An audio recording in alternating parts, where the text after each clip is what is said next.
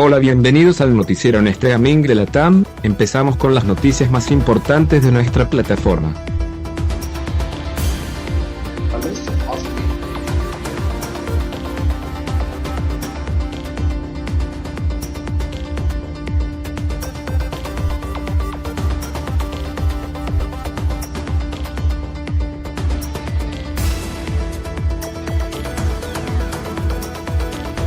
Última hora, Estados Unidos no acepta el ultimátum de Rusia mientras el ejército ruso se prepara a contestar bélicamente la provocación fascista de Ucrania alentada por Estados Unidos, España y el Reino Unido.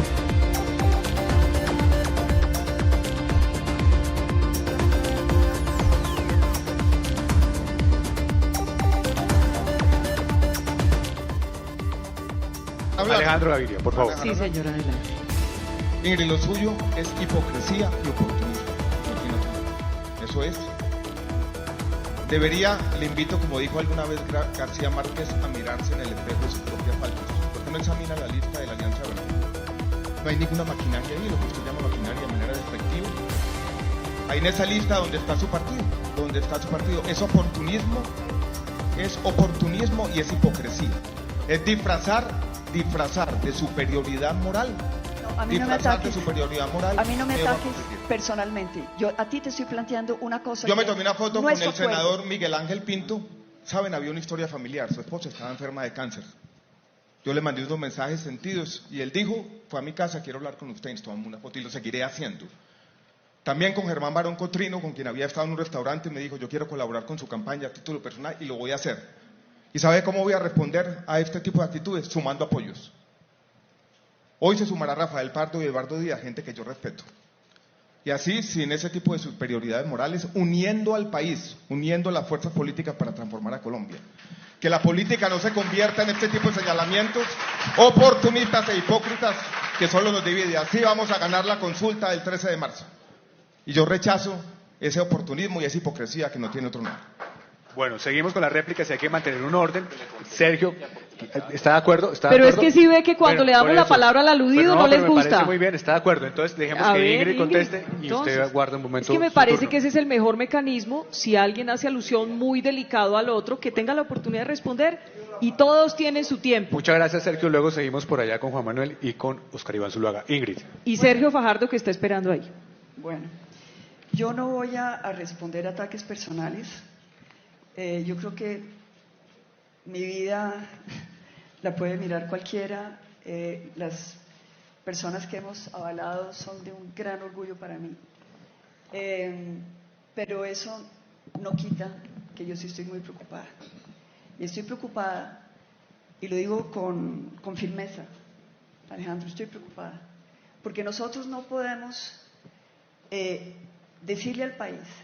En ningún momento nos estamos entregando, es una propuesta que no nace de la institucionalidad, sino que sale de nosotros. Los invitamos, vamos a tener una olla comunitaria y a seguir trabajando en pro de nuestra comunidad. Ya saben, los invitamos, acérquense con sus familias a esta nueva iniciativa para cambiar la zona usmeña, donde estaremos los jóvenes tomando nosotras de las calles de manera pacífica. Dejaremos la sangre en la cancha. Dejaremos la sangre en la cancha. Dejaremos la sangre en la cancha. Dejaremos la sangre en las canchas, no lo olviden.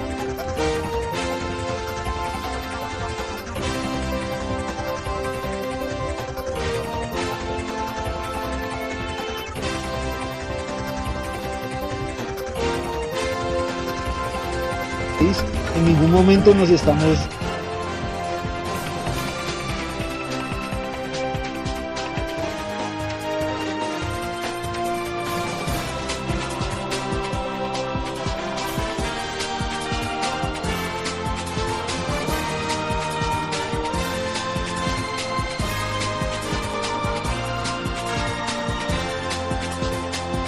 You have talked a lot about security guarantees, and now we've seen your proposals.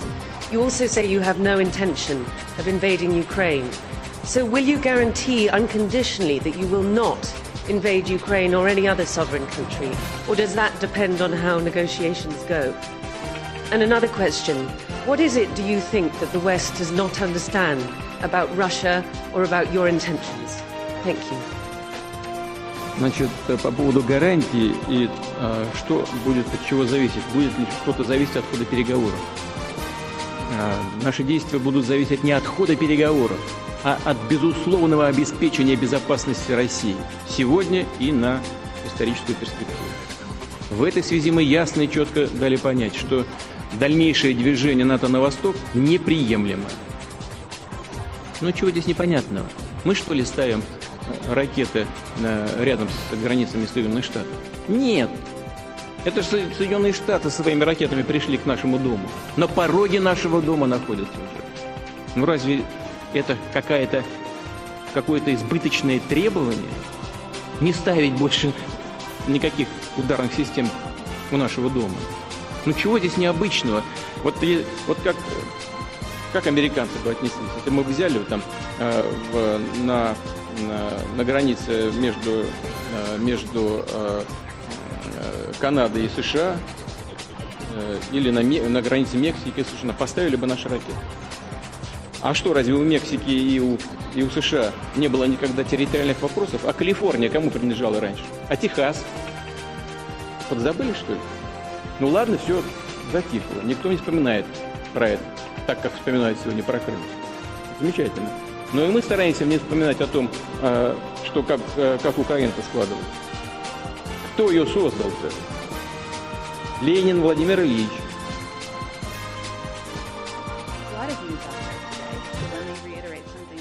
The president say, and I also said over Twitter, it's always been the decision of any Supreme Court justice if and when they decide to retire, how they want to announce it, and that remains the case today. So we are not going to have additional details. You are always welcome to ask any questions you like at any time, and there's a lot of news out there, but I just wanted to say that at the top. Josh, go ahead. Two subjects. So let's say hypothetically, a Supreme Court justice was to retire and announce it on his or her own terms. Does President Biden plan to honor his pledge to nominate a black woman to the court?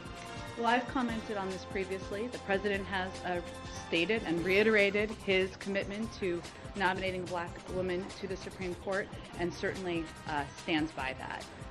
For today, again, I'm just not going to be able to say anything about any specifics until, of course, Justice Breyer makes any announcement should he decide to make an announcement. Russia had previously outlined its concerns and proposals in writing, and last week I told Foreign Minister Lavrov that the United States would do the same.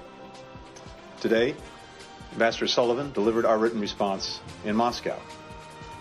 All told, it sets out a serious diplomatic path forward, should Russia choose it.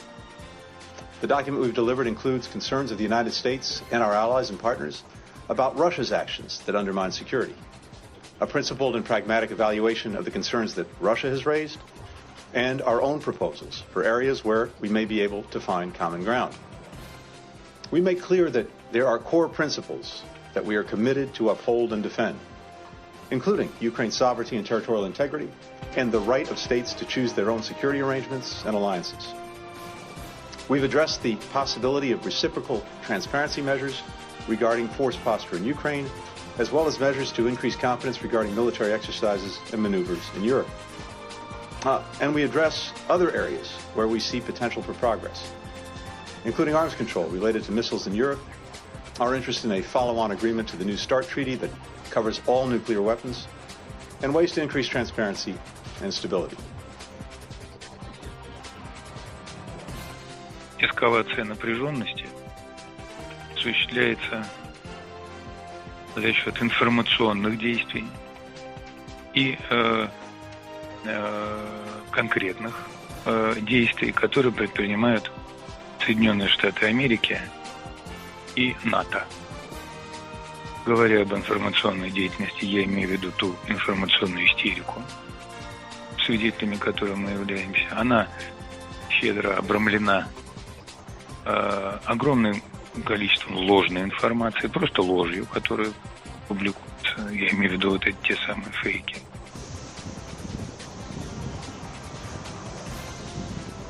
Please come on, ladies and gentlemen. What was my minister asked me, what do you think what Russia really wants?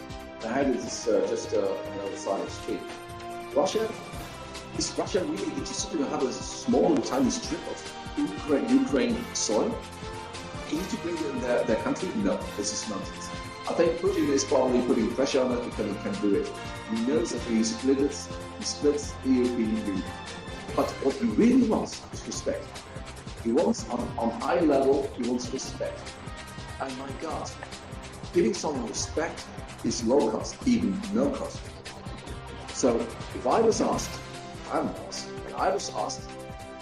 it is easy to even give him the respect he really demands and probably also deserves. Russia is an old country. Russia is an important, even we, India, Germany, we need Russia. Because we need Russia against China. Probably not from your perspective, but from my perspective, I'm a very radical Roman Catholic. I'm only in God and I believe in Christianity. And then we have Christian country, even Putin is saying that. It doesn't matter.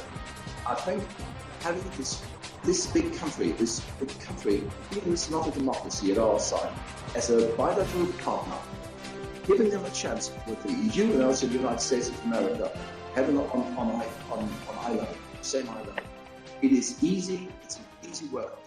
And it keeps us probably Russia away from China, because China needs the resources of Russia. And they're willing to give them, because our sanctions sometimes are going the wrong way. But this is foreign policy. This is made by politicians. Of course, we cannot agree on what Russia is doing in Chechnya and other places. That has to be addressed. And yes, it has also addressed what is happening in Ukraine. Okay, the Crimea Peninsula is gone. They'll never come back. This is it. This is a fact. And we have to learn that political issues are factual questions and not emotions. So, I'm sorry, did I even know what was the question anymore? Hopefully. This isn't a serious, credible document. It's actually a xenophobic rant. EU-Russia relations are at their lowest ebb ever, and the Parliament's response is more, much more of exactly the same thing. Prevent Russia from developing relations with EU countries individually, ratchet up NATO, strengthen EU defences to deter Russia, sanctions and international investigations and so on.